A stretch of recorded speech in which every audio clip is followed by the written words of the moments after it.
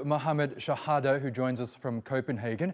He's the Chief of Communications of Euro-Mediterranean Human Rights Monitor. Really good to have you with us, Mohammed. Can we start with these ever-increasing evacuation orders for Israel? You and your team have been documenting human rights violations since the beginning of this latest war, but also since before then. Do these evacuation orders defy human rights conventions?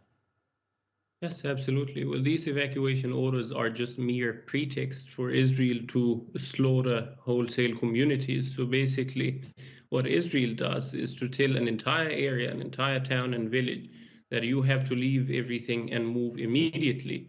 And we are talking, for instance, about the north of Gaza, where they told about 1.2 million people to evacuate within 24 hours.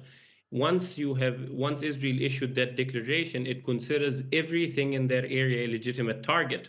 So this is not about the safety of civilians per se, as much as it's about creating a cover, a pretext for Israel to go in and indiscriminately bomb entire neighborhoods and kill a number of civilian casualties that we have not seen in any conflict around the world to that same ratio or extent in the 21st century. So basically, Israel also tells people to evacuate to areas that it bombs later on or immediately as soon as they evacuated to that area. So for instance, Rafah or al-Mawasi, that Israel has told people that it's safe and moved there and then started bombing Rafah as well. In fact, in the early days of the war, when Israel said the south of Gaza is safe, one of my colleagues, Ahmad al-Naouq, his entire family in the allegedly, purportedly safe Deir al-Balah were slaughtered in one airstrike. He lost his sisters, brothers, father, mother, and even his nieces and nephews. The entire family was gone. Yes, and we know that Israeli actions in Gaza during this conflict, but also in previous conflicts, have also defied the rules of war. Essentially, the wars state that any war should be between combatants only. But in this case especially, we're seeing, as you say, the wholesale killing of civilians, it seems. What have you found in this conflict in terms of your gathering of potential war crimes?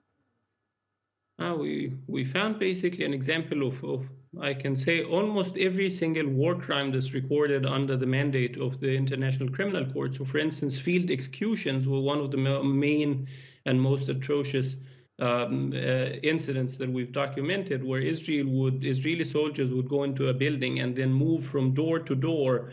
And as soon as they burst into an apartment, they shoot everyone in sight. Most of the time, it's every man in the house, and sometimes they would kill as well women in the area.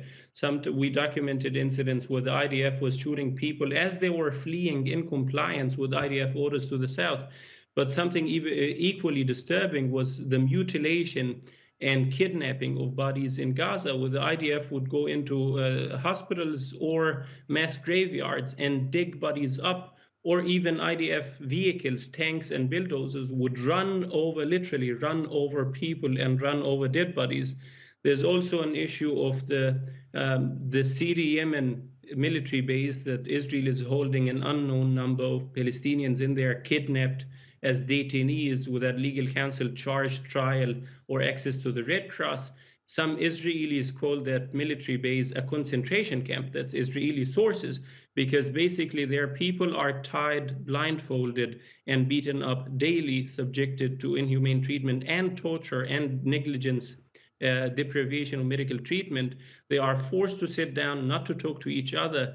They are deprived of sleep, and they get beaten up by soldiers every time they try to fall asleep during the day. This is a testimony of an Israeli soldier at that Syria Yemen concentration camp, according to Israeli sources.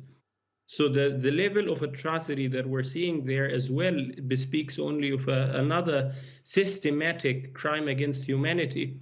The starvation of people in Gaza that has become a deliberate policy of the Israeli government, intentionally and openly advocated for, is also may amount to a systematic crime against humanity when you have 2.3 million people as a target of a deliberate policy of starvation, deprivation of food, that would bring about the destruction of, in part or in whole, of an entire population, and long-term mental and bodily serious harm. these are acts that fit within the convention, the UN Convention on Preventing the Crime of Genocide.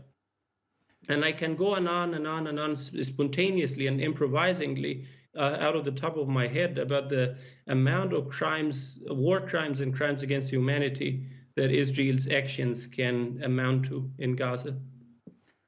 Okay, Mohammed Shehada, we will have to leave it there, but thank you so much for joining us here on the program.